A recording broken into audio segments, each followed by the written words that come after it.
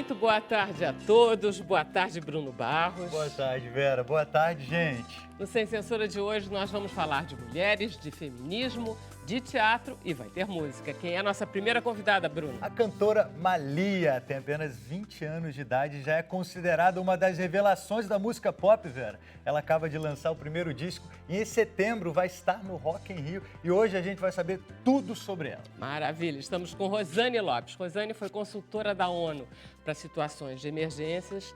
Ela é designer de joias, está criando um projeto para gerar renda e fortalecer mulheres em situação de risco. Legal. A economista Lucelena Ferreira virou especialista em liderança feminina e ela está lançando o livro Mulheres na Liderança, que conta como virar o jogo e quebrar a barreira, Vera. Muito bom. Estamos com Ana Teixeira, que é diretora da Amok Teatro, e ela vem nos falar sobre a peça Jogo de Damas, magnífica, que está comemorando os 20 anos da companhia.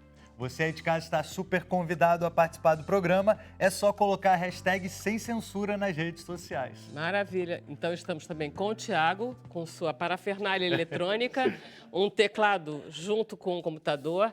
Malia, é um prazer enorme tê-la aqui. Prazer é meu. A gente vai ouvir o quê, querida? Vamos escutar minha primeira música de trabalho, Escuta. Opa, Linda. Pode ir, manda ver, tudo seu.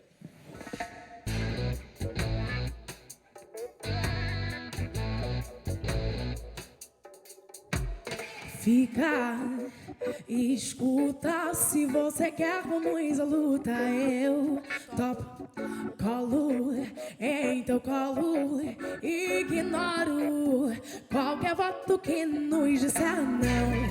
Sorry, Dad, discute o meu reggae, não se aborrece, fique relax, siga o meu som. Concorde com a felicidade, que apesar da pouca idade, transborda em mim e se propaga em som. Oh, oh, oh, não. Transborda em mim e se propaga em som. Ao pé do ouvido do meu menino, sussurrando eu encontro um tom. Assim eu visto meu melhor sorriso, olho nos olhos dele, sinto que é bom. Provei, gostei, peguei porque eu quis, fui e fiz feliz. Voei, loucura eu sei, mas gostei assim, mas gostei assim. Acho que loucura pega, pega, mas não se apega. Mas já pegou, se apegou, oh, oh, oh, oh, oh. Não nego, não nega, sua nega aquietou a fera do orgulho e se entregou. Acho que loucura pega, pega, mas não se apega. Mas já pegou, se apegou, oh, oh, oh, oh, oh. Não nego, não nega, sua nega aquietou a fera do orgulho e se entregou. Oh, oh, oh, oh, oh, oh, oh,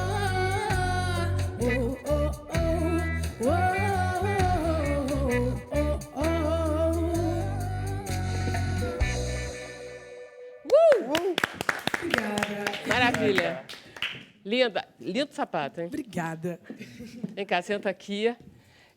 Linda, linda. Nós adoramos a música. Você sabe, eu estava lendo a respeito de você e aí estava dizendo que a sua mãe foi uma pessoa muito importante, que ela sempre fez muita questão que você estudasse muito. Mas aconteceu uma coisa engraçada, esse programa de hoje tem uma característica muito particular, que tem muita mulher falando de mulher. E você fala bem das mulheres. Eu gosto dessa música porque você fala bem desse lugar. Outro dia, a gente foi uma reunião, o Bruno e eu, uma reunião assim, de coordenadores, gestores aqui da empresa. Uns 60 pessoas, mais ou menos. Tinha uns 50 homens. Tinha uns 2 negros. Tinha umas 5 mulheres.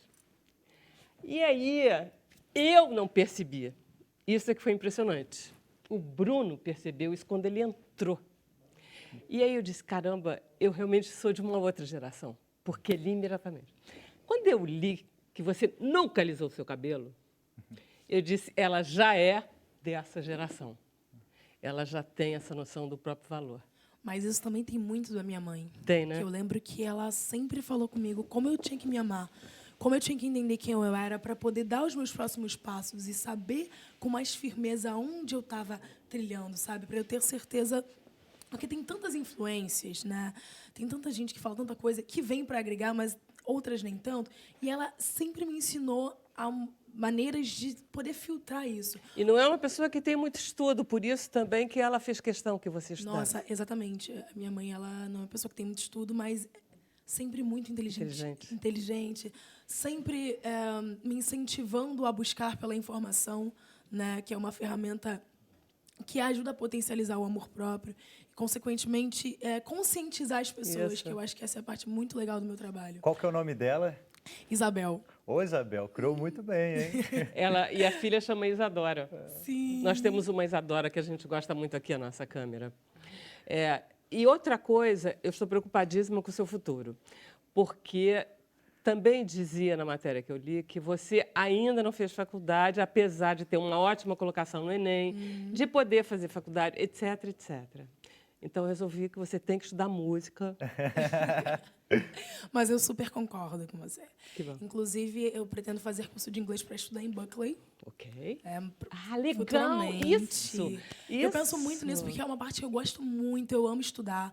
Eu morava na Cidade de Deus na época e fazia no centro, na Zona Sul o colégio. Eu era bolsista lá, então, assim, para querer estudar num colégio tão longe assim da minha casa, era uma coisa que eu realmente gostava de fazer. E, assim, Você era boa aluna, né? Eu isso, li isso. Eu tenho isso em mim, assim. A minha mãe me ajudou a cultivar muito isso. E a florescer cada vez mais. Então, com certeza, eu penso em voltar a estudar música, é claro, mas moda também. Eu acho que arte é uma coisa que me alegra muito. Então, seria super prazeroso para mim poder fazer. Vamos, então, para a música. Como é que você chegou na... Porque outra coisa que eu li é que na tua casa vocês ouviam mais Elis Regina e Djavan do que funk e rap. É porque é uma situação muito engraçada, né? Porque, assim, eu tinha uns 10, 11 anos e aí minhas amigas ouviam Justin Bieber. E foi na época que eu mais ouvia Elis Regina. Foi a época que eu estava viciada na Elis, assim. Djavan é o cantor, o artista que eu mais ouvi na minha vida, porque minha mãe é Adora, muito né? fã. Por que você tinha essa fixação com a Elis? Assim, eu acho que os meus pais, eles sempre... Nós tínhamos muitos CDs e eles escutavam músicas basicamente todos os dias. Então, eu cantava todos os dias e começou a ser um processo natural de buscar por CDs e, enfim, o que tinha em casa. E eu botava para escutar. E esses CDs eram Elis, Caetano, Chico, Ana Carolina. Era muito mais sobre MPB. E aí tem até uma coisa que eu acho muito interessante falar sobre, é como que eu gosto da música brasileira e como a minha mãe me ensinou a gostar das coisas que eu tinha. A gente não tinha dinheiro para comprar roupa, por exemplo. Então, ela falou assim, cara, você tem que se sentir bem com o que você tem. O seu cabelo é dessa forma. Então, assim, se ame, entendeu? Você tem outros irmãos? Eu tenho um só. Tão bonito quanto você? Ah, ele é lindo. Eu sou suspeita para falar. E também envolvido com música. Meu irmão, com 4 anos, me ensinou os primeiros acordes de violão com 4 anos. Caramba, Olha então aí. ele é gêniozinho. Ele é um gênio. E assim, era um processo muito natural. Que eu comecei a filmar e postar na internet, porque os meus amigos também ficavam Foi aí que ela estourou. Exatamente, foi aí que as pessoas começaram a se conectar comigo, assim. Meus amigos me influenciavam. Posta, porque eu também sou uma pessoa muito crítica. Eu escutava, com os meus 10 anos, Caetano Veloso. Eu não vou postar qualquer coisa. Eu sou uma pessoa que, gente, preciso estudar sobre isso, enfim. Mas como é que você armava o vídeo? Quem é que tocava? Meu irmão No tocava violão? sempre melhor do que eu. Ele tocava enquanto eu cantava. E eu apoiava num copo, em alguma coisa, o meu celular. Tá. E aí a gente gravava muitas vezes, que eu era muito crítica. Nada pra mim estava bom, até a gente postar. E assim ia. Mas eu ia sempre muito contrariada, porque pra mim o vídeo não precisava sempre de alguma coisa. Mas, enfim, eu ia e dava certo. As pessoas se conectavam comigo. Os artistas das músicas, por exemplo, Emicida já retweetou, Elza Soares já Uau. postou, Caetano já Isso, que idade comentou. você tinha? Eu tinha uns 15, 16 anos. Quer dizer, não você faz já- tanto tempo assim, Não, né? não faz tanto tempo. Foi ontem. Você já era Malia? Não, eu era Isadora Machado. Quando Quer é que dizer, você virou ainda Malia? é Isadora Machado, Eu mas sou é ainda, Maria também. exatamente, mas Malia também. Quando é que virou Malia? Há 2 anos atrás, quando me perguntaram, quando eu ia entrar na gravadora, me perguntaram se eu realmente queria ter o meu nome. E eu falei, sim, eu quero ficar com o meu nome. Pediram para eu pensar um pouco. E eu também, como eu gosto de Por causa da Isa, né? desafios, exatamente, como eu gosto de desafios, eu falei assim, cara, eu vou tentar ter um pouco mais de maturidade para entender que talvez seja bom para mim ter um outro nome. E foi quando eu fui pesquisar na internet nomes africanos. Eu encontrei Malia, O que o significa? nome egípcio, que que significa amada por todos. E eu falei, meu Deus, esse nome é incrível. Fiquei escrevendo bastante o nome. Falei, é esse que eu quero. E eu percebi que a minha avó, por parte de mães, tinha exatamente o começo e o fim do nome dela, dava Malia, que é Marcionília. E eu falei assim, nossa, isso tem muito sentido para mim, sabe? Eu comecei a me identificar, porque é bem difícil escolher um outro nome para você, é um desafio. E hoje, quando falam Malia, você atende? Nossa, hoje é super natural. Sinceramente, eu acho que não poderia ter sido outro nome artístico, assim. Eu estou muito satisfeita e eu acho diferente. Eu gosto muito de me sentir diferente. Mas é muito bonito como nome mesmo. E você também gosta de produzir. Eu amo. Né? Quando você fala que você gosta de moda, é uma coisa real tua. Eu vi os vídeos, porque o DVD... Tem 2, né, que você gravou ali no Parque das Meninas. É um só, mas tem várias roupas diferentes, entendeu? Tem e 3 penteado, momentos. porque tem que você tá todo... Pois é no mesmo dia aquilo. É uma característica muito minha gostar de mudar, assim. Eu falo sempre que o meu estilo ele veio da necessidade de me sentir diferente com aquilo que eu tinha. Como minhas tias me davam roupas que elas não usavam mais, em determinado momento eu comecei a usar isso ao meu favor, assim. Eu comecei a gostar de verdade de ser diferente. Quando todo mundo alisava meu cabelo, eu não alisava. Então já começava por aí. E era uma época bem difícil ao mesmo tempo, mas completamente importante na minha vida, porque isso moldou quem eu sou. Mas era fácil para você ser a diferente? Não, assim? não era fácil. Eu gostava, mas eu sempre entendi que o problema não era meu. Quando eu saía de casa, eu me sentia muito bem, mas as pessoas faziam com que eu me sentisse mal. Então, eu sempre soube que isso fazia parte da perspectiva do outro, não da minha. É interessante, né? Porque a tua mãe te deu muita segurança, né? Muita. Inclusive, hoje ela... É muito importante isso, né, Luciliana? É muito importante o papel É incrível, né? Essa referência... No teu livro tem muito isso, essa referência de... Exatamente, você precisa ter isso. E, por exemplo, a minha mãe, eu nunca vi ela com cabelo alisado. Então, assim, quer dizer, vem dela. Exatamente, extremamente importante para que eu tivesse segurança.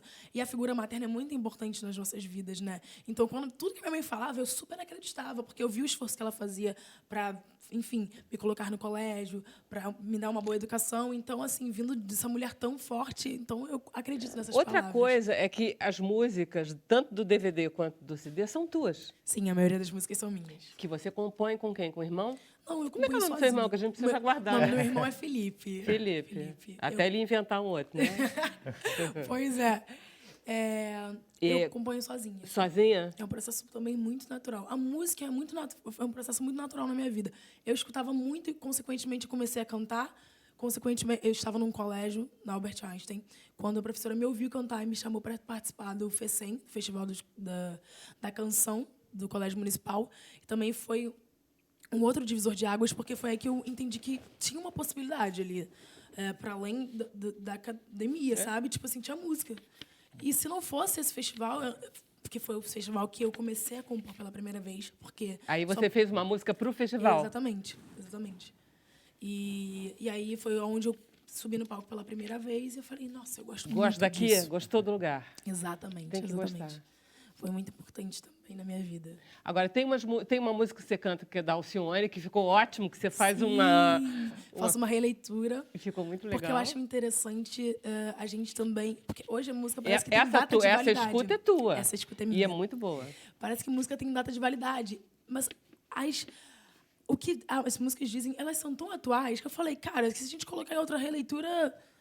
Tá tudo bem, sabe? Ninguém nem vai perceber, porque fala também com a gente, conversa com a gente. Eu gosto sempre de conectar o que aconteceu antes com agora. Porque eu acho que tem tudo a ver. E eu acho que se a gente só tá aqui agora, porque aconteceram muitas coisas importantes que a gente deve dar valor. E foi por isso que eu pensei, Alcione é incrível e eu vou colocar isso. Ficou lindo. Agora, vai ter show de lançamento? Já teve lançamento? Tem show? Não. Tem lançamento, vai ter show. Dia 29 agora. Ah, legal. Exatamente. Eu sei nem se eu podia falar, mas eu falando. Estou muito ansiosa para comunicar esse show. Exatamente. A produtora ali tá, ó... desesperada. Mas é isso. Vai ter, pode dizer show. O dia, a hora mesmo. Dia 29, eu não sei a hora ainda. Tá. Mas eu vou comunicar nas minhas redes sociais. E o local? Já. Segredo? Na Dozen, Leblon. Vai ser muito legal. No final você vai cantar mais um pouquinho. Claro, vou sim, claro. Maravilha. Intervalo rapidinho, um minutinho só.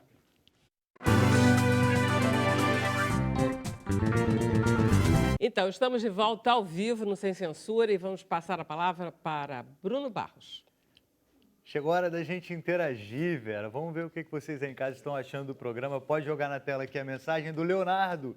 Eita, galera do Sem Censura, agora vocês foram longe demais. KKKKKK, ele tá feliz da vida. Abri esse programa de sexta logo com a Malia, perfeito. A gente gostou também, né? Quem dera se todo dia fosse assim, a gente ter uma Malia aqui no Sem Censura. Bom, mas tem um recado aí para vocês, que a partir de 10 da noite de hoje, a TV Brasil mostra as festas juninas de Pernambuco e da Bahia, Caruaru. A nossa apresentadora Bia Aparecida, apresentadora do Todas as Bossas aqui da TV Brasil, está lá e vai contar tudo pra gente. Fala, Bia! Estamos aqui no São João de Caruaru, em Pernambuco. E para quem não sabe, aqui no Nordeste, a festa de São João é a maior festa popular que acontece no ano todo. O Dia do Santo é comemorado no dia 24 de junho, mas as festas começaram bem antes, no dia 18 de maio. São esperadas mais de 2 milhões de pessoas. São 400 atrações artísticas, culturais, divididas em 24 polos, cada um com seu propósito. Já passaram por aqui shows de Alceu Valença, Elba Ramalho, e esperamos nesse final de semana o show do Grande Fagner. E você pode acompanhar essas e outras atrações na programação que estreia hoje na TV Brasil às 10 da noite. É a TV Pernambuco com a TV Brasil nos Arraiais. Feliz São João para nós. Dança muito forró pela gente aí, Bia. É ótimo, eu vou falar então do pão com mortadela da Malia, é verdade. Olha só, tem um pão com mortadela em São Paulo conhecido, que é lá no mercado de São Paulo, você conhece? Aquele sanduíche desse tamanho, que tem 50 quilos de mortadela, mais de queijo. E aí ela diz que o pão com mortadela da Cidade de Deus é melhor. A gente não acredita mesmo. Gente, mas é afetivo, né? Afetividade me faz lembrar de muita coisa. Então, toda vez que eu vou visitar minha família, pode ser a hora que for, pode ser 10 horas da noite, eu quero comer pão com mortadela, que é a coisa mais gostosa. Uma pessoa que come pão com mortadela às 10 horas da noite não pode ter esse corpo. Isso é... Aos 20 anos, toma cuidado. Pois é, né? 20 aninhos ainda. Maravilha, obrigado, Maria. Nós vamos conversar agora com a Lucilena Ferreira, que está acabando de lançar esse livrinho aqui. Sabe o que me lembrou? Mao Tse Tung. Olha! Ou seja, é o livro vermelho da Lucilena Ferreira, que eu vou distribuir a todas as mulheres, todo mundo comprando esse livro, é obrigatório. Eu adorei, Lucilena. Me fez muito bem para mim, pessoalmente, como mulher, como profissional. Foi uma coisa que eu li sem parar. Comecei ontem de manhã, para você ver, eu acabei hoje. Eu gostei muito, eu acho que tem um trabalho teu belíssimo. Qual foi a tua ideia? Eu tenho 20 anos de carreira como professora e pesquisadora na área de liderança e ética. E eu começava, Vera, a perceber na sala de aula que as meninas, sobretudo minhas alunas de administração, de economia, enfim, direito, elas não tinham muita noção da quantidade de obstáculos que elas precisariam certamente enfrentar em suas carreiras por serem mulheres, fora os obstáculos de carreira mesmo, de todo mundo. Então, assim, me dava um pouco de aflição, assim, de ver que o discurso predominante era, olha, basta eu mostrar competência que eu chego lá. E eu pensava, eu vou ter que ser aquela pessoa que vai dizer, não basta, amiga, por você ser mulher, tem vários obstáculos específicos de gênero. E comecei a trazer esse assunto para a sala de aula, enfim, para as consultorias e tal, mas queria ampliar o impacto social disso, né? E, por ser escritora e pesquisadora, acho que o livro foi um caminho natural. Então, eu peguei 7 CEOs que eu admiro imensamente, de grandes empresas aqui no Brasil, mais a diretora de comunicação do Senado, setor público, no terceiro setor, a diretora de educação da Endeavor, e fiz entrevistas com elas, querendo saber... Longas entrevistas, né? Longas e emocionantes tipo 2 entrevistas. dias, Não, foram algumas horas com elas, né? E, assim, foram falas que me tocaram imensamente, porque são mulheres geniais, brilhantes, e que, num meio ainda dominado por homens, chegaram lá. Né? Então, eu queria saber qual é o segredo. Vamos soprar esse segredo aí para todas nós. O que eu gosto muito no seu livro é que você faz uma análise muito sociológica de tudo, você dá muito número, você dá muita situação, e, no entanto, você está falando sempre na primeira pessoa, o que eu acho que primeiro, que ele é facílimo de ler. Você lê como você lê um artigo de revista, ele é deliciosamente fácil o texto, e é muito tocante o livro. Eu fiquei muito impressionada porque você tem essa preocupação de dar dicas para as mulheres. Sim. Eu acho que é um livro que ainda não existia. É um livro que eu gostaria de ter lido quando eu era da sua idade, Maria. Eu procurei fazer esse livro, né? Eu acho que eu fico feliz de ouvir você falar assim, porque eu procurei fazer uma linguagem de conversa mesmo com o leitor, né?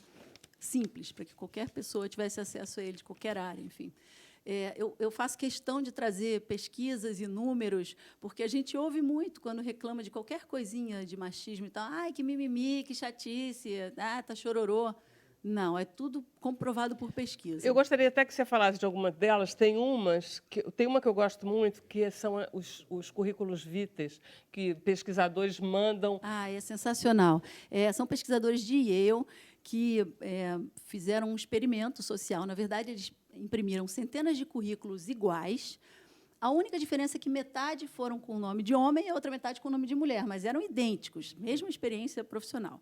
E aí distribuíram para laboratórios nos Estados Unidos e pediram, olha, é um experimento, a gente quer que vocês analisem a competência desse possível candidato, né? Deem uma nota e façam uma suposta proposta salarial, caso vocês decidissem contratar essa pessoa, né? E aí o resultado, não preciso nem dizer qual é, né? Os currículos com o nome de homem, embora fossem idênticos, receberam proposta salarial bem maior e receberam nota bem maior para a sua competência. Você, então, me dá esse presente de trazer esse exemplo justamente porque rima com o que eu falei no início. Não basta ser competente, porque a percepção da competência numa sociedade machista é diferente para homens e mulheres. É o mesmo currículo, e o homem é percebido como mais competente do que a mulher. E frequentemente pelas próprias mulheres. Eu gosto muito disso no teu livro. Sim, exatamente. Tem uma outra coisa que eu gosto no seu livro, é que você não é, em nenhum momento, anti-masculina, anti-homem. Muito pelo contrário. Eu adoro os homens, já me casei 5 vezes. Quer dizer, estou indo para o quinto. Não, mas isso é importante, porque senão a gente faz um machismo às avessas. É claro, né? É bom a gente colocar isso. O machismo, na verdade, é uma ideologia, né, que percebe o homem como sendo melhor do que a mulher, superior intelectualmente em todas as áreas, né? E o feminismo, não, ele não prega que a mulher é melhor do que o homem, ele prega direitos e oportunidades iguais para todos, né? Igualdade, né? Então não é que um não é o inverso do outro, né? É importante você estava falando do segredo das mulheres que você entrevistou. O que você sentiu? Qual é esse segredo? Tem ou não tem? Claro que a gente não tem uma receita de bolo, senão seria fácil, né? Todo mundo vira CEO. Eu trago assim, a perspectiva de cada uma, né? As estratégias de cada uma em situações específicas que eu acho que as mulheres podem depois, enfim, interpretar e trazer para as suas experiências. Mas uma coisa que eu acho muito importante, cara, é estudar e conhecer um pouco do que a gente chama de labirinto de cristal. O que é isso? São exatamente esses obstáculos invisíveis, por isso de cristal, né? Porque ninguém fala, não vou te promover porque você é mulher. Essas coisas não são ditas, né? Às vezes não são nem pensadas no âmbito racional, são vieses inconscientes mesmo que as pessoas têm na hora de avaliar o outro. Então, assim, conhecer esses obstáculos invisíveis de gênero, como bem diz a nossa amiga Silvia Coutinho, você precisa ver o labirinto de cima para enxergar a saída. Então, importante, eu acho que uma das minhas motivações é essa, é importante entregar esse labirinto de mão beijada para as mulheres e diga, conheça, é mais importante não pense do que ele não existe. Ele existe. Ele existe Basta e você olhar os números. vai lidar com ele. Basta olhar os números, Vera. A Silvia, inclusive, é um bom exemplo, porque tem uma história da Silvia que eu fiquei muito impressionada, que ela conta que, na primeira gravidez, o chefe dela disse, você está grávida? E transferiu ela da sala, ela já era gerente alta de um banco, transferiu para uma sala menor, pequena, porque ela estava grávida. Exatamente. Quer dizer, e aí elas contam situações, tem situações ótimas e adoráveis de coisas positivas, como, eu não sei se é a Luísa Trajano, que, de repente, o marido compra bermuda para os filhos. Ele estava precisando de bermuda, aí ela disse, eu tenho um parceiro. Né? Eu tenho um parceiro, Brandão, não tenho... do Senado fala isso, que quando ela assumiu a diretoria, ela, enfim, teve que contar com uma parceria maior do marido dentro de casa, né? E aí ela se surpreendeu com algumas coisas dele, comprar bermuda. Meu filho está precisando de bermuda, vou comprar. Ela, nossa, que bacana. Quer dizer, por outro lado, quando ela assumiu esse cargo, os filhos ganharam um novo pai, digamos assim, né? Mais presente, enfim, mais dedicado, com mais... Isso é muito bacana também. Eu não sei quem é que fala, mas é uma comparação, é que quando você tem um homem, chefe de empresa, a diferença como é vista da mulher chefe de empresa é como se fosse assim, homens líderes admirados versus mães negligentes com pastinha de na mão. executiva. Exato. Quer dizer, é essa imagem, no fundo, que acaba passando. E isso que é muito duro para uma mulher que está trabalhando. Muito duro. Daí vem as culpas, né? Que a gente precisa aprender a lidar com elas. Eu falo bastante isso no início. Porque é isso, quer dizer, é esperado, e os homens são educados dessa forma, né? Para serem ambiciosos, aguerridos, terem uma vida profissional, atingirem cargos de liderança, né? Estimula-se nos meninos a coragem, a inteligência. E as meninas são estimuladas na sua beleza, ganham bonequinha para cuidar, né, cozinhazinha, essas coisas. Então, você tem um abismo até no desejo por cargos de liderança, né? Mas isso não é uma coisa só individual, é uma coisa fomentada socialmente. Os estímulos são diferentes para homens e mulheres nessa área, né? Eu acho até que, no final, eu não sei se eu anotei, que era a sociedade... Não, já sei o que é. Eu a separei aqui, que eu adorei essa frase. Tem várias coisas que eu adorei, mas, enfim. Aquele negócio, eu vou começar a distribuir para as mulheres. Ótimo. Em relação às mulheres que trabalham. O mercado de trabalho quer que a gente trabalhe como se não tivesse filhos. E a sociedade quer que a gente crie os filhos como se não tivesse trabalho. Exatamente. Quer dizer, que é exatamente isso. Você está cheia de armadilhas mundo afora e você precisa dar conta delas e a gente tem que ter muito mais preparo, não é isso? Olha, Vera, eu acho que esse ponto é fundamental, porque essa expectativa social de que a responsabilidade pela casa e pelos filhos ainda recai sobre a mulher, predominantemente, né, é um dos grandes entraves para a nossa ascensão profissional. As mulheres enfrentam a dupla, tripla jornada, as mulheres estão cansadas, esgotadas, adoecidas, não têm o seu trabalho em casa valorizado, né? Enfim, e eu acho que esse é um dos nós que a gente precisa desatar. Tem várias maneiras para isso, inclusive na legislação, né? Por exemplo, a licença maternidade no Brasil é praticamente só da mulher, né? Quer dizer, é como se o homem não fosse responsável pela casa e pelos filhos, quando na Suécia não. Na Suécia você tem a licença parental, né? Quer dizer, são 480 dias, se não me engano, mais de um ano, dividido entre homem e mulher. Necessariamente 3 meses para cada um, obrigatoriamente por lei, e depois eles dividem como o casal decidir. Isso é muito bacana, porque faz não só com que o homem tenha que aprender a cuidar da casa e dos filhos, porque a lei o obriga, Claro. né? Como a sociedade passa a ver com naturalidade homens que estão em casa trocando fralda. Claro, o filho é dos dois, a responsabilidade é dos dois, a casa, os dois moram lá, a responsabilidade é dos dois. Então, isso é uma mudança que precisa acontecer no âmbito da cultura, mas também da legislação. Você já lançou o livro, vai lançar? Onde a Já gente encontra? lançamos agora, há pouco tempo, né? É um pequeno livro de 300 páginas. Pequeno livro de 300 páginas. Mas é vermelho, gostei. Estou falando, Vermelho. é Fui o eu que pequeno escolhi a livro vermelho do Mao Tse Tung. Vermelho de amor e de luta. É Muito isso que bom. nos resume, né? Muito bom. Parabéns. Obrigada, Vera. Obrigada mesmo. Bom, vamos lá continuar falando de mulheres. Ok, Rosane? Ok. Você é multifacetada, eu estava vendo. Você fez diploma de Sociologia, Comunicação, Design de Joias. Você vai, né? Vou, porque a gente não nasceu para fazer uma coisa só. Ensinam para a gente, quando a gente é pequenino, qual vai ser a sua profissão, como se aquilo fosse uma bíblia que você vai seguir o resto da vida. E aí você vai vivendo e vai descobrindo que tem outras possibilidades. E que isso não impede que você tenha uma profissão e faça outras coisas. Foi um pouco isso que aconteceu comigo. Você trabalhou para a OMS, para a Organização Mundial de Saúde, você trabalhou para a ONU, para a Unicef. Todos esses cargos com altas empresas internacionais, enfim, entidades internacionais, sempre ligadas aos direitos humanos. Sempre. Né? Sempre. E o que significa quando você fazia gestão de risco e de emergência? O que é? Na realidade, Explica pra mim.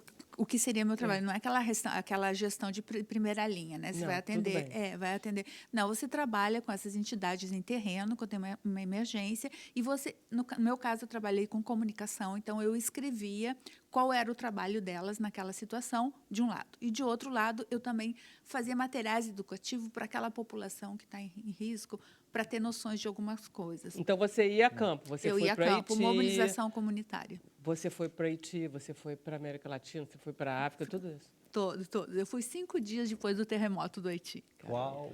Eu fui pela República Dominicana, de lá a gente seguiu de carro. Era, assim, uma coisa impressionante, porque estava tudo branco ainda, o terremoto tinha acabado de acontecer, e ainda tinha, a gente ouvia alguns tremores ainda. Isso é 2014. 2014. Quer dizer, você vai para o Iraque depois. Depois. Tipo assim, Não, você achou que você ficava Haiti- viva numa boa e digo, não, tudo bem, eu fico, vamos lá. Você acaba tendo uma sensação... Não, assim, quando eles me convidaram para ir para o Iraque, eles não falaram Essas Iraque. fotos que a gente está vendo é Iraque, né? São do Iraque, são desse teu livro aí, dessa São exposição que você dessa fez. exposição dos acampamentos. Claro que eles falam assim, olha, a gente está precisando de você para uma região do Kurdistão. E eu falei, tá bom. Mas é no Iraque, você vai para Bagdá. Aí lembrei daquela música, né, para lá de Bagdá. Eu falei, bom, vamos ver, né? Aí eu aceitei esse desafio. Sua Ela família, comprou esse que achou? casaco lá, gente, não é lindo? É lindo. O que sua família falou? Estou indo para Bagdá. Depois do terremoto do Haiti, de algumas epidemias... Acharam leve. Já acharam mais leve. O Kurdistão, uma região... Tipo assim, entre a epidemia de cólera e a guerra, minha filha, Vai fazer o quê? Bom, aí eu fui para ficar 3 meses e eu fiquei 1 ano e meio. Dentro dos acampamentos, você ficou morando nos acampamentos? né? Não. A gente morava nos acampamentos das Nações Unidas e tinha tem uma estrutura Toda uma também, estrutura. porque você parte do princípio também tem que estar bem tá para poder trabalhando, trabalhar, senão claro, você não claro. consegue, né? Mas assim, a diferença foi dos outros países ou de outros locais que eu amei aquela região do Oriente Médio.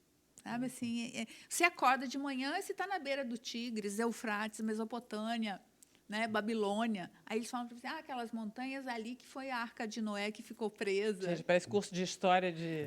Então aí você está assim naquele local, foi para mim muito impressionante. Mas também tem a questão de segurança. A gente fez treinamentos. Conforme você vai avançando para situações de emergência, você vai passando por vários treinamentos. Para eu ir para essa região, eu fiz um último treinamento que foi na Jordânia, é um campo de treinamento para militares. E aí eles te dão algumas noções de primeiros socorros, o que você vai fazer, se você é sequestrada, por exemplo, que é o grande perigo, além da bomba, era o sequestro. Como é que você vai lidar com essas situações? E você vive simulados, né? Então, você vive situações reais. Agora, você já era designer de joias quando você teve a ideia de pegar essas mulheres e fazê-las trabalhar nesse sentido para elas mesmas? Já. Desde pequena eu faço... Você faz joias? Desde pequena eu faço joias. Desde pequena, assim, eu trabalho todas as minhas bonecas, aquelas brincadeiras que a gente aprende, enfim, eram um pouco isso que eu faço. Eu tive a noção porque eu tenho essa habilidade, que eu acho que é uma habilidade que você tem, e eu vi que essas mulheres, elas precisavam... Porque quando se fala de empoderamento da mulher... Bonito isso. Isso é feito com o quê? Sabe, cápsula de Nespresso. Lindo. Ficou Aquela lindo, cápsula né? que todo mundo joga fora, vocês Todo mundo joga Sim, fora. mas eu não Olha, saberia fazer isso. Lindo isso. Esse Feito também. com o quê? Com a mesma cápsula. Como é que você Aquilo ali é coloca? Porque elas são coloridinho. coloridas, cada uma tem uma cor. Cada uma tem uma cor. E aí eu vou trocando as cores para poder ter colagem de várias cores, assim, conforme for passando. Isso aqui você fez aqui no Brasil. Esse foi um projeto que eu fiz aqui no Brasil, na Baixada, que foi um projeto com essas cápsulas de reciclado. Foi antes de eu ir para o Iraque. E aí, quando chegou no Iraque, voltando à tua pergunta, Vera, eu vi... Tem uma etnia que me tocou muito, que são as Yazidis, que não são muçulmanas e não são cristãs. Elas vêm uma descendência zoroastras. E elas foram escravas sexuais do Estado Islâmico. Então, elas têm uma história muito marcante, porque elas estão sendo recuperadas agora e precisavam de ter esse empoderamento, como eu estava colocando. O empoderamento também passa por um discurso, mas também passa por uma situação real. Eu preciso também conseguir viver, conseguir ter melhores condições de vida. E a gente viu em várias, Bill Gates, por exemplo, fala que o empoderamento da mulher é uma coisa catalítica, né? Que ela transforma a filha, transforma várias coisas, ela leva todo mundo junto com ela. Então, foi baseado nisso, eu falei assim, não, eu estava com tempo livre, eu comecei a trabalhar com as mulheres.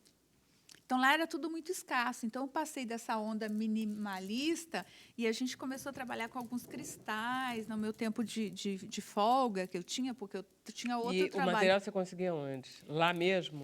Lá mesmo, naquela região, aquilo ali era tem um bom gosto, está muito bonito tudo. É uma região do comércio, né? Você passa ali. Eu estava na fronteira com o Irã, Iraque, Turquia e Síria. Nessa região do Kurdistão. Você conseguiu, então, fazer com que a ONU, não sei se era com a ONU que você estava, abraçasse esse teu projeto e Não, eu continuava com o meu trabalho e esse eu fiz com uma ONG de lá, tá? Fiz com uma ONG de lá.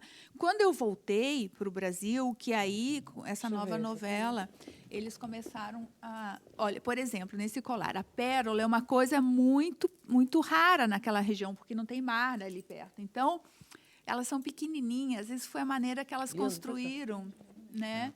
De você construir com uma perolazinha só para dar um tchan e deu um valor. Olha esse aqui, que lindo. Essa é uma rede, tipo uma rede de pescadora feita de crochê. Muito lindas.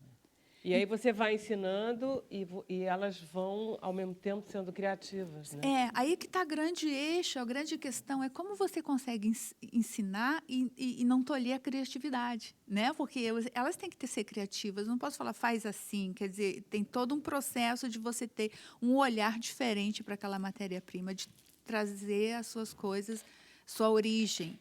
Por isso que eu te falo, quando eu vi que elas colocaram uma pérolazinha no colar, porque a pérola era difícil de encontrar, então aquilo era suficiente, né? Não precisava mais que aquilo e aí deu esse valor. E a gente está sendo usado agora em alguma das novelas que falam sobre os refugiados, a personagem principal... você foi contratada para fazer consultoria para a novela, em termos de joias da região. Não foi um contrato assim, formal, Não, mas foi um contrato. Eu colaborei. Como que essas mulheres se vestiam, as refugiadas? Porque eu tive quase 2 anos nos acampamentos, né? Então, você pode ver como é que elas usavam. E mesmo em acampamentos, todas tinham joias. Sabe? Todas tinham um brinquinho. Tinha todo um brinquinho, tinha todo um colar. Lá, os Yazidis, eu acho menino isso muito bonito na mulher, a mulher gosta disso. Aliás, os homens também gostam, né? Elas são muito vaidosas, né? São. Quem? As mulheres? Não, as mulheres. As refugiadas? Não, as mulheres do Oriente Médio. Elas são muito vaidosas. Mais do que a gente? Eu já ouvi falar que sim, e eu já ouvi que elas gostam muito de unhas e sapatos, assim, elas têm uma fixação por mão e sapatos, porque em muitos casos, dependendo do país, é o que aparece, né? O sapato e a mão. Então ela tem que estar com a mão impecável e com um sapato incrível, assim. Que legal. Olha, isso aqui também é cápsula de café? Também, esse já é a cápsula amassada do café, né? Olha esse aqui. Lindo, com a pérola, né? Tem a fixação por a pérola, eu quero dar um ar. Você conseguiu vender isso com as meninas lá e as meninas daqui? Você está conseguindo? Como é que você está popularizando isso? Bom, aí mercantilizando isso? Eu tenho uma empresa de consultoria que eu continuo trabalhando para as Nações Unidas e outras empresas, e dentro da minha empresa eu trabalho com 3 eixos, e um eixo é trabalho com a mulher. Então, dentro desse eixo, eu criei um ateliê, que se chama Ateliê BZZ, e que eu faço toda a parte de mercado dessas questões. Porque a questão mais difícil quando você trabalha com um grupo de mulheres é como é que você vai dar vazão para isso, né? Vazão comercial, isso tem que vender, e isso tem que ser agradável, como é que eu volto esse trabalho para elas. E aí eu parto do princípio de um comércio justo e sustentável, para as 3 pontas, para quem faz, para quem vende e para quem compra. Você tem que ter margens de lucro que sejam margens acessíveis a todos, dos 3 lados. Então, a partir disso, eu montei o ateliê quando eu voltei, faço a comercialização e continuo trabalhando com as mulheres de lá. Eu vou em agosto para lá, para o Iraque de novo. Você continua indo e voltando no quadro mais dessa ONG agora? Mais nessa ONG, eu vou e continuo trabalhando. A gente já desenvolveu o projeto completo, a parte teórica do projeto que a gente quer, para uma primeira etapa que a gente está chamando um projeto piloto, porque agora deu uma formatada oficial nisso. Que legal. Então, ganhou corpo. Quem quiser conhecer teu trabalho, vai no site ou vai no ateliê? Como é que a gente faz? Pode ir no site, Disciplina for Dignity, o site. Como é que é? Gente, não é possível. Essa menina está precisando de uma consultoria em internet. Como é que eu vou guardar esse nome? Não, ateliêbzz.com. Valeu. BZZ de abelha, de colmeia, de trabalho em rede. Gostei. Tá? Maravilha, Rosane. Obrigada. A gente faz um intervalo rapidinho, a gente volta.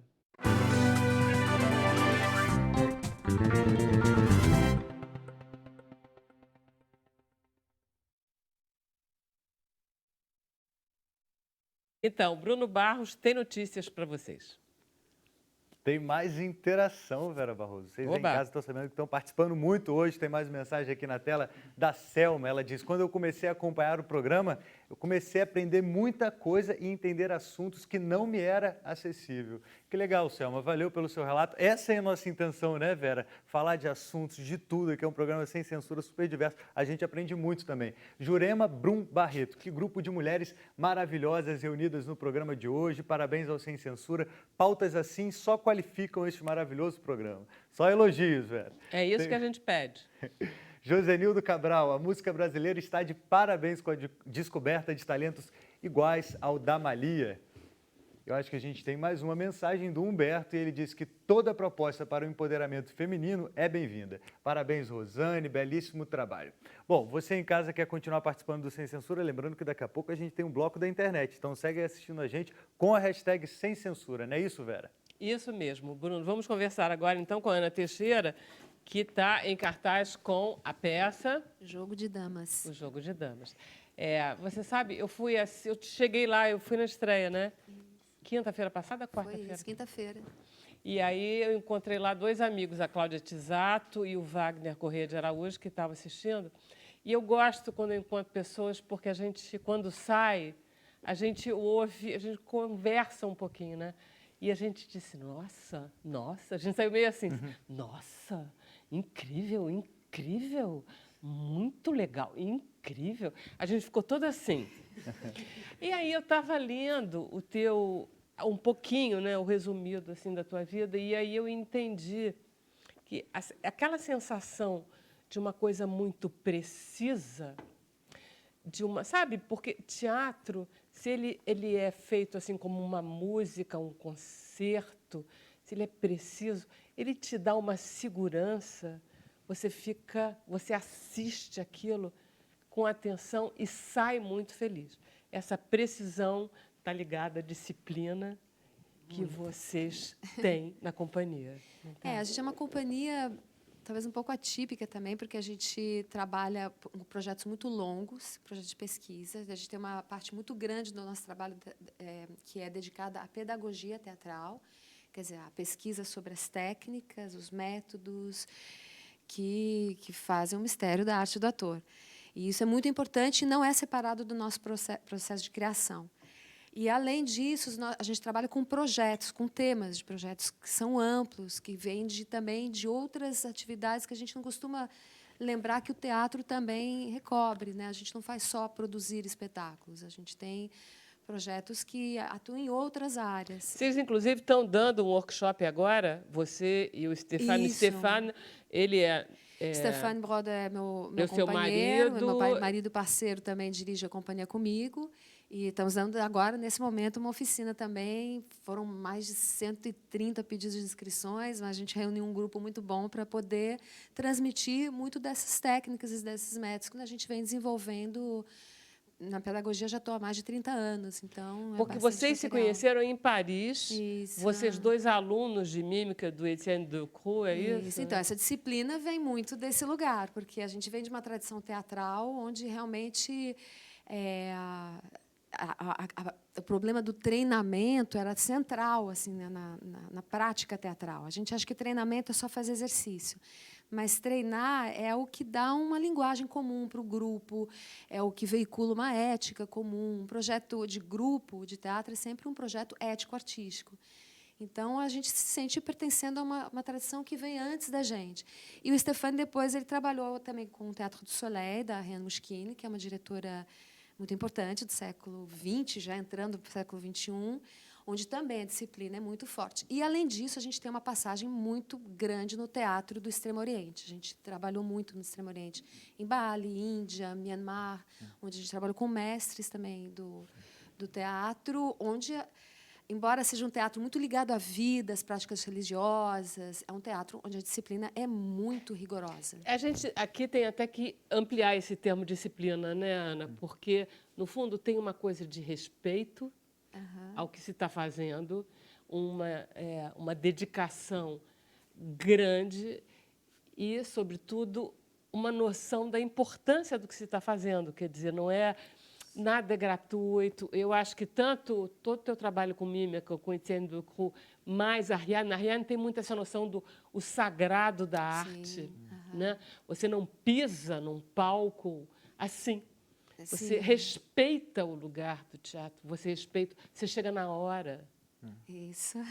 né?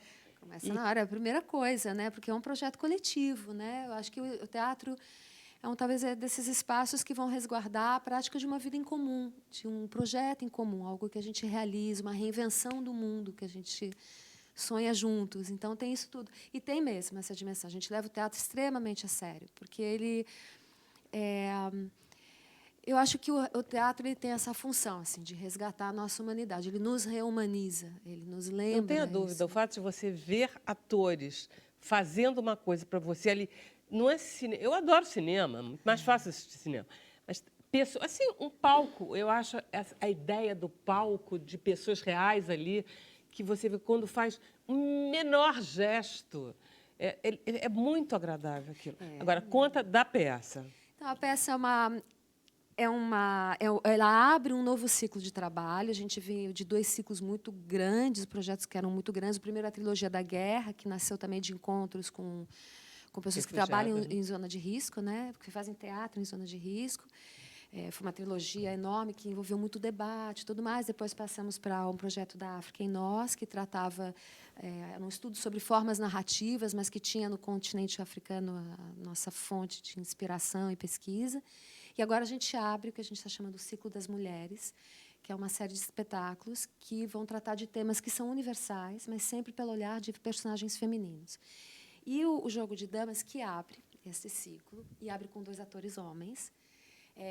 É uma peça que nasceu a partir de uma pesquisa entre atores, dos personagens femininos do Ricardo III. Dali, eles foram jogando isso em outros contextos, até chegamos em Beckett, na peça Fim de Jogo. E ali eles aprofundaram essa pesquisa, indo buscar em suas próprias mães, que são mulheres velhas. Você sempre teve a ideia, como diretora, já de utilizar os 2 para fazer os 2 papéis femininos? Não, isso na verdade apareceu? veio porque o projeto das mulheres já estava, o segundo espetáculo já está também programado. Então esse projeto ele já existia, mas vendo o trabalho que eles vinham realizando que eu puxei para dentro do projeto, para esse ciclo das mulheres. O que eles buscaram nas mães? Eles buscaram nas mães a inspiração para compor os personagens deles. Porque o que a gente fez? A gente pegou a peça Fim de Jogo do Beckett, que são para 2 homens, são 4 atores, né? E a gente colocou elas dentro... se fossem 2 mulheres no lugar de 2 homens. E aí a peça mudou completamente. E dentro dessa pesquisa sobre personagens femininos e personagens velhos, eles buscaram na experiência das próprias mães, que são 2 mulheres velhas, que hoje enfrentam os problemas da senilidade. O texto é para 2 homens. É originalmente que para vocês 2 só homens. pensaram como 2 mulheres. Porque a gente tinha os personagens. Não, tudo bem, eu adoro. Eu adoro a peça. E aí, para representar essas 2 mulheres, ela pega 2 homens. Então, tem um jogo entre tudo isso, entre o texto original, os atores e o fato de serem 2 mulheres, que fica claríssimo em cena. Muito engraçado, né? Que de maneira nenhuma a peça poderia ser a mesma. Se fosse 2 homens, a gente teria montado Fim de Jogo. O fato de ser 2 mulheres, 2 personagens femininas, isso é muito importante, que são as mães deles, com todos os problemas da senilidade que elas enfrentam hoje. Vira outra coisa, Virou outra Ana. coisa, mudou a história. Vira outra coisa. O Sérgio Brito fez contracenando com o gravador, lembra? Na verdade, quando essa tua montagem vira a problemática da velhice. Sim. Eu, como velha, quer dizer, pré-velha, porque elas estão mais velhas do que eu. Então, eu vi a velhice ali. Sim. Apenas terrível a velhice. Tem a velhice, mas tem também essa perspectiva bem, do né, Beckett de trazer o fim do mundo, né? Esse universo apocalíptico. Claro, porque não tem mais nada, né? E é muito curioso, uma peça que já foi escrita lá nos anos 50, a gente olhar para ela de novo e perceber o quão impactante ela é hoje, porque hoje a gente vive com o problema da finitude do corpo, nossa, da vida, mas a finitude do mundo, planeta. Com certeza. E é isso, então essa metáfora desse mundo apocalíptico fora que se reflete no mundo dessas mulheres, no corpo delas, isso tudo pela música do Arvo Pärt, que é linda, que fica compositor linda, estoniano, e com que é esses pra caramba. maravilhoso, e com um cenário lindíssimo, e com esses atores maravilhosos que você vai acompanhando assim, sem respirar o tempo inteiro. Que não Passa são assim. velhos, né? Mas interpretam velhos. Nada velhos, nada Tem- velhos. Teatro, né? Agora, Porque, você- claro que a gente foi questionada, mas 2 homens fazendo das mulheres, Ficou um ótimo. lugar de Ficou fala. muito. Mas é muito difícil também para um homem fazer uma mulher velha, um homem jovem Nada, fazer não uma é não. mulher Sabe velha. por quê? Porque o corpo- velho tem essa característica de perder um pouco características sexuais. Mas eu vi entendeu? no Então, eles vídeo- estão ótimos como mulheres. Eu conheço várias mulheres assim. Tava vendo o vídeo, tá muito realista. Se eu não vi a Tá, peça, tá. pessoal, porque geralmente corre um risco de ficar um pouco caricato. Nada. E não é nada. Se Nada. você vê a pessoa. Mas não é porque ela não é realista, quer dizer, no estilo a do peça jogo. não A é, gente, né? a gente trabalha com teatro onde há muita transposição, né? A gente acredita que o teatro é uma reinvenção da vida e não uma imitação da vida. Ana, me diz lá, antes que o programa acabe, senão eu não consigo, a gente vai continuar conversando um pouquinho no Facebook. Diz aí, dia, mês, ano, hora, tudo. A gente está em cartaz no Sesc, no mezanino do Sesc Copacabana, de quinta a domingo, às 20 horas. E fica até o dia 7 de julho. Isso. Uma E- curta temporada. Bom, agora deixa eu conversar um pouquinho com a Malia. Afinal de contas, está liberado mesmo a data? Ai, se tá liberado, se não tiver, já foi agora. Então apareçam lá. Era dia 20, Dia 29. Lá no Leblon. lá no Leblon. Exatamente. Tá. Agora você estava pensando em mostrar pra gente o quê? Vamos fazer Faz uma loucura por mim? Que é a releitura da releitura Alcione. da Alcione. Então tá, vai lá com o Thiago, aquele teclado tecnológico. Deixa eu então aproveitar e agradecer muito a presença da Ana, da Prazer. Lucelena, da Prazer enorme. Rosane. Foi maravilhoso vocês estarem aqui. Bruno, a gente A gente continua na internet agora no Facebook e segunda-feira a gente está de volta ao vivo aqui na TV. Gente, hoje é sexta-feira, cara. Partiu! Inacreditável. A gente vai voltar, então, segunda, mas a gente fica um pouquinho aí no Facebook e a gente agora acabar o programa com a Lia. Vai lá.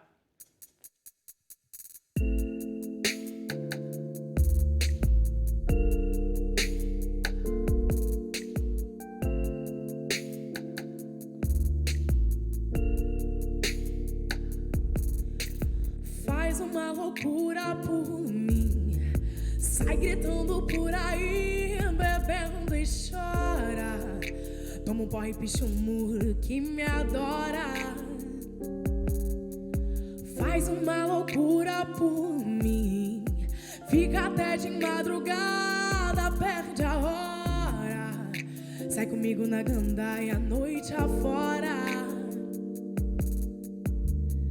Só assim eu acredito nessa história, que você sentiu saudade de me ter.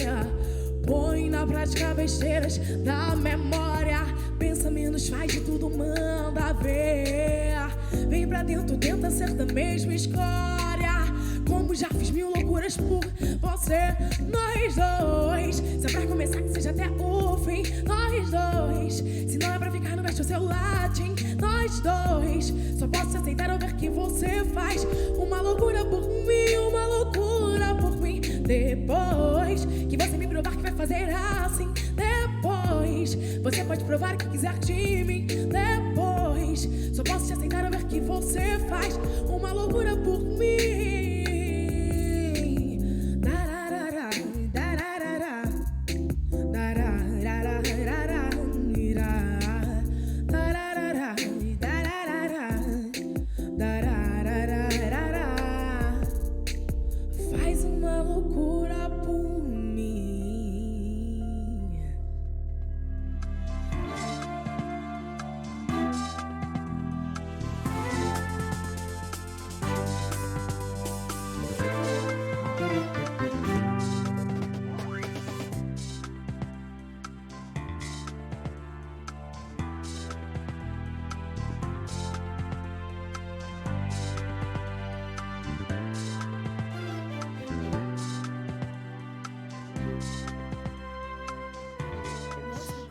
Todo mundo Uma pede, ótima né? ideia, todo mundo pede. Minha Todo mãe mundo pediu, pede. minha família pediu. Eu falei, tá bom, gente, vamos pensar sobre isso.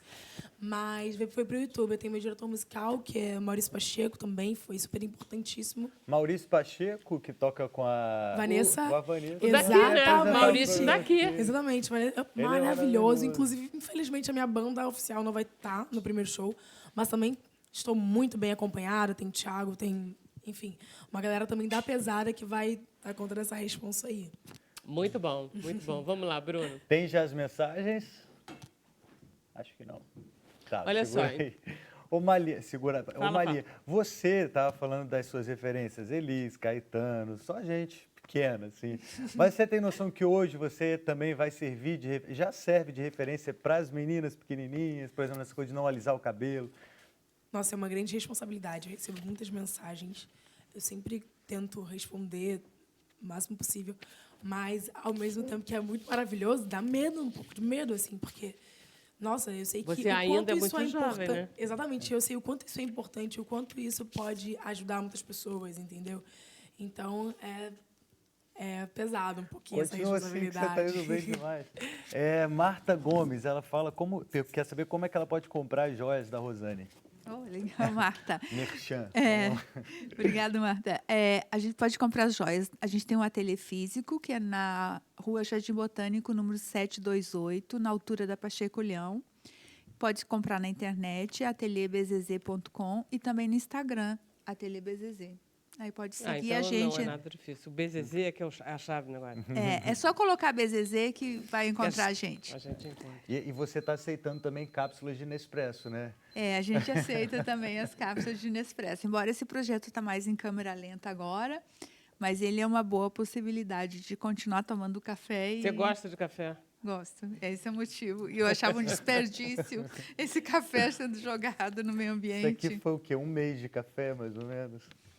Uma semana. Essa aí tem umas 300 cápsulas. Uau! Nossa, nem parece. Ainda bem, né? Que recicle pra problema, caramba. né? Descarte dessas cápsulas. Essas cápsulas são um problema, realmente. Então, você inventar alguma coisa Exatamente. te possibilita de continuar tomando café e ainda reutilizar. Sem culpa. Sem culpa,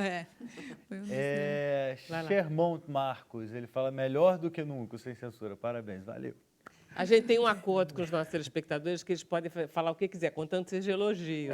Eles respeitam, eles são muito fofos, eles nunca criticam. A Sheila, Mulheres de Ação Motivadoras, parabéns. Parabéns, parabéns, parabéns. Tem mais A Zenita nunca mais escreveu, hein? Estou Zenita, preocupada com a Zenita de Pernambuco. Deve estar lá no São João, Caruaru. Zenita, manda mensagem pra gente. Onde você anda? Cadê? Vamos lá, tem mais uma. Eu tô Roda achando, aí, pode rodar. estou achando. Encontrar sua Lucelena, de onde é esse tecladista Lucelena, que tudo bem, acompanha a Juliana? Malia? Muito bom. Que isso, Thiago? Jura? Que fofa! Olha Um aí. beijo pra ela. Gostei dessa pergunta, né? De onde é esse tecladista tão bonito, tão talentoso? Mas eu É, tenho uma mamãe. sensação de que ela participa... Ela não sei. participa daqui às Eu vezes? Eu acho que a gente conhece o nome dela. Assim, ficou com a Tem uma sensação de já ter Lucelena, visto. de qualquer maneira nós temos, né? Tem uma história que... Das várias histórias que tem no seu livro, Lucelena, tem uma que eu adoro, que você enumera situações que as mulheres que estão trabalhando se encontram. Por exemplo, você está conversando, o homem te interrompe. Você está expondo o seu pensamento, o cara passa por cima de você como se você... Chama-se um man-interrupting. Tem várias pesquisas que comprovam isso, né? As mulheres são muito mais interrompidas do que os homens. Aí né? conta a história da Carmen Lúcia, do STF. Você Qual era? lembra? Não lembro. Que aí ela disse... Sim, ela falou sobre isso, né? Que ela e a Rosa, na época, né? Que sofriam isso lá. Não, quer não, dizer, que elas não têm esse problema. Porque elas não Porque têm elas não não falam. falam, Não deixam falar, né? ela abrir a boca. Mas tem um estudo nos Estados Unidos que pega justamente o meio jurídico, as juízas, como elas são mais interrompidas quando estão expondo seus pensamentos, muito mais do que os juízes homens, especificamente com os juízes. É bem interessante. Foi a esse estudo que ela se referiu na fala dela. Exatamente. Tem outro que eu adoro também, o mansplaining. Que Isso. você está lá, que ele começa a vocês te estão explicar. debatendo um assunto e o cara começa a falar com você como se você fosse basicamente Uma idiota. uma idiota, né? Que não entendesse nada Você está sobre entendendo, aquilo. meu bem, que eu estou Nossa, falando? sim. Eu queria que você cantasse, sabe, num tom que fosse confortável para você. Conhece isso? É horrível. E aí a gente traz algumas estratégias, por exemplo, a Luísa Trajano fala que ela costuma reagir muito diretamente, bota as cartas na mesa. Você está me tratando assim porque eu sou mulher? Porque aí você sai do pessoal e bota um holofote sobre o machismo que a pessoa fica desconcertada, o outro fica até sem graça. Ele que se fragiliza e não você, né? E uma outra estratégia que a gente coloca, por exemplo, em empresas, que as mulheres se ajudem mutuamente, sabendo que isso acontece com frequência em reuniões, enfim, outros espaços. Você está vendo uma mulher ser interrompida, você interfere por ela, por favor, gostaria de ouvir o raciocínio da colega até o fim, você interrompeu. Então, eu acho que a saída para o feminino é pelo coletivo. Desculpa te interromper, mas é porque o que você falou tem a ver com o que eu estava pensando. Que assim, eu acho que não Já só a tô mulher, culpado. não só a mulher, o homem também. Eu acho que eu cresci numa sociedade machista. Faço um exercício danado para não ser machista. É difícil, mas eu acho que quanto mais você tenta, mais você tira esse machismo, mas eu acho que homem também. Eu, às vezes, estou assim, numa reunião ou num evento que tem uma mulher com 10 homens, e os homens ficam tentando falar o tempo inteiro e não deixam a mulher. E eu faço esse exercício de... Não, eu quero ouvir aqui, eu quero prestar atenção. Acho que o homem também tem que ter ótimo. sacar isso. Precisamos de vocês para a construção de uma sociedade mais essa justa, geração né? nova tem que Já oxigenar é totalmente diferente, eu acho. um pouco isso. Me lembro outro dia, eu estava até pensando em relação ao teu livro, porque aconteceu uma coisa no ônibus, eu não sei se vocês viram, de uma menina que percebeu que no banco da frente, você não achou lindo? Quer contar essa história? Ela falou, uma menina viu uma outra, ela Na imaginou frente que a do outra banco. pudesse estar sofrendo algum tipo de assédio, ela mandou um bilhetinho, né? Amiga, se você estiver sofrendo algum tipo de assédio, mexe na orelha esquerda, meu nome que eu é vou tal, aí te a gente ajudar. finge que a gente é amiga. Então, essas coisas me emocionam muito, porque nós, mulheres, todas certamente sabem disso, né? Nós somos criadas sempre para ver a outra como uma competidora, como, né? Ah, a mulher não gosta de mulher, tá, sempre fala mal da outra. Então, não, né? Agora a gente está num movimento descobrindo que isso aí não funciona para a gente, né? Que a gente precisa se ajudar, que o caminho é de mãos dadas para a gente conseguir sair dessa situação desfavorável numa sociedade machista. Então, eu vejo muito na geração dele, nas meninas mais novas, né? Você tem coletivos feministas em universidades, né? Quer dizer, imagina, a minha geração jamais ia pensar, estava pensando em outras coisas. Então, elas estão, eu acho que as meninas mais novas já estão muito atentas a essa necessidade de união feminina. Mesmo assim, está indo muito devagar, né, Lucilene? Mesmo assim, vai muito devagar. A gente tem alguns avanços e alguns retrocessos também. É incrível isso, né? Porque, às vezes, as pessoas falam, pô, mas as coisas estão melhorando. Depende. Por exemplo, na última década, aumentou a quantidade de horas trabalhadas pelas mulheres em casa, com serviços, trabalhos domésticos, né? Imagina, aumentou, né?